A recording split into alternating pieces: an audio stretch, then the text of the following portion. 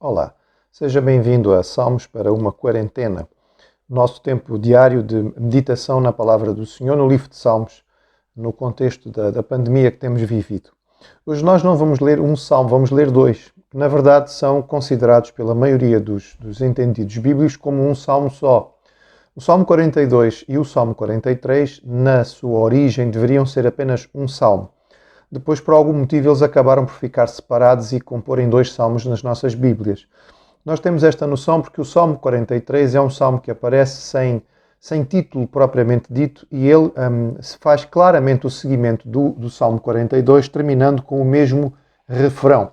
Então nós lemos o Salmo 42 e o Salmo 43 como três partes, digamos assim, do mesmo cântico, da mesma poesia, do mesmo salmo. É um salmo dos filhos de Corá, que eram líderes do culto do templo em Jerusalém, estabelecidos desde o tempo da construção do seu templo por Salomão. Nós lemos isso em 2 Crônicas, capítulo 20, e encontramos esta realidade aqui expressa desta maneira. Estes salmos dos filhos de Corá, são normalmente salmos centrados no culto e no templo. Então nós podemos ler os dois salmos juntos e percebemos a ligação clara que eles têm.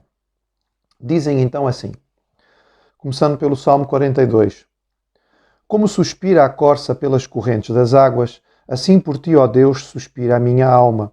A minha alma tem sede de Deus, do Deus vivo. Quando irei e me verei perante a face de Deus? As minhas lágrimas têm sido o meu alimento, dia e noite, enquanto me dizem continuamente, o teu Deus onde está? Lembro-me destas coisas, e dentro de mim se me derrama a alma, de como passava eu com a multidão do povo e os guiava em procissão à casa de Deus, entre gritos de alegria e louvor, multidão em festa. Porque estás abatido, ó minha alma? Porque te perturbas dentro de mim? Espera em Deus, pois ainda o louvarei, a Ele, meu auxílio e Deus meu. Sinto abatida dentro de mim a minha alma. Lembro-me, portanto, de ti nas terras do Jordão e no monte Hermon e no outeiro de Mizar. Um abismo chama outro abismo ao fragor das suas catadupas, e todas as tuas ondas e vagas passaram sobre mim. Contudo, o Senhor, durante o dia, me concede a sua misericórdia, e à noite comigo está o seu cântico, uma oração ao Deus da minha vida. Digo a Deus, minha rocha, porque te olvidaste de mim? Porque hei de andar eu lamentando sob a opressão dos meus inimigos? Esmigalham-se-me os ossos, quando os meus adversários me insultam, dizendo e perguntando, o teu Deus onde está? Porque estás abatido, ó minha alma? Porque te perturbas dentro de mim? Espera em Deus, pois ainda o louvarei a Ele, meu auxílio e Deus meu. Faz-me justiça, ó Deus, e pleiteia a minha causa contra a nação contenciosa, livra-me do homem fraudulento e injusto. Pois tu és o Deus da minha fortaleza, por que me rejeitas? Porque hei de eu andar lamentando sob a opressão dos meus inimigos. Envia a tua luz e a tua verdade, para que me guiem e me levem ao teu santo monte e aos teus tabernáculos. Então irei ao altar de Deus, que é a minha grande alegria. Ao som da harpa eu te louvarei, ó Deus, Deus meu. Porque estás abatido, ó minha alma? Porque te perturbas dentro de mim? Espera em Deus, pois ainda o louvarei a Ele, meu auxílio e Deus meu. Lendo assim, de forma direta, acho que fica bastante claro que a ligação é absoluta entre estes dois salmos que devem compor apenas um. Os filhos de Corá eram responsáveis pela direção do culto e muitas vezes, como músicos, eles também deviam, de certo modo, dirigir a procissão ou a caminhada ou a chegada dos peregrinos até o local onde se ia realmente fazer o momento de adoração. Como tal, eles expressam claramente a sua tristeza. Por algum motivo, eles estavam afastados do santuário, eles não podiam participar do culto. Ficamos com a ideia, ou pelo menos dá-se a ideia no versículo 6, de que eles estariam distantes. No Jordão, o Monte Hermon, este local aqui, Mizar, não se consegue perceber em termos geográficos onde seria, mas os estudiosos compreendem que seria alguma coisa ligada provavelmente à origem do Rio Jordão e, portanto, bem distante, lá no norte, e o norte era considerado realmente o mais distante, no extremo, digamos assim, de Israel, este salmista, ele clama Ele chora pelo seu tempo de participação no culto. Ele lembra de como ele ia ao culto com alegria, como ele participava dos momentos de celebração. E ele agora está impedido de o fazer. Não sabemos exatamente porquê. E ele se entristece profundamente.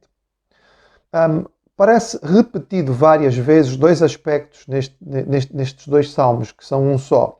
Um é a opressão dos inimigos. Outro é o questionamento da existência de Deus.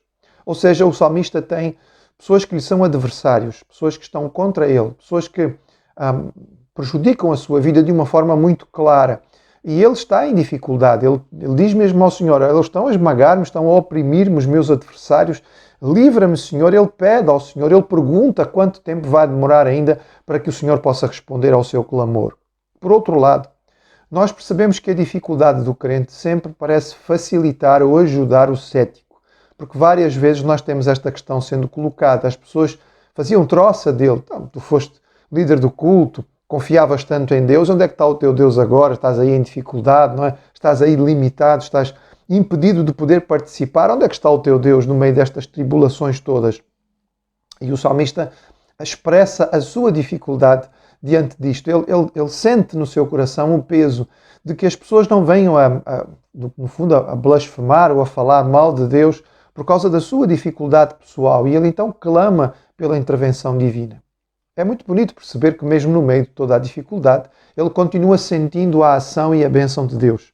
Por exemplo, no versículo 8, depois de falar de todas as dificuldades, ele diz que o Senhor, apesar disso, concede a sua misericórdia durante o dia e à noite o cântico, que é próprio da oração que ele presta diante do Senhor. Portanto, ele reconhece que as bênçãos de Deus estão com ele e que o Senhor o abençoa. Ele sistematicamente refere a Deus como o meu Deus. E, portanto, este aspecto é um aspecto muito pessoal de alguém que tinha uma verdadeira intimidade com o Senhor. Não era apenas um líder de culto que cumpria um trabalho profissional, mas tinha a sua experiência devocional e próxima do Senhor. O salmista, na última parte, ou seja, no Salmo 43, que seria a terceira parte, digamos, deste salmo, ele muda um bocadinho o foco do passado e do seu sofrimento, e ele foca um bocadinho o futuro, e ele pede a intervenção de Deus. Notemos que não é propriamente uma oração imprecatória, ele está a pedir justiça. Ele diz, Senhor, intervém, pleiteia a minha causa, sê ao mesmo tempo o juiz desta situação e também o meu advogado, ou seja, defende a minha situação, olha para a minha dificuldade, fica do meu lado porque eu preciso realmente do teu apoio. Ele pede que Deus lhe dê luz e verdade, para que possa ser guiado. As duas palavras, apesar de falarem de coisas diferentes, no fundo estão transmitindo a mesma mensagem.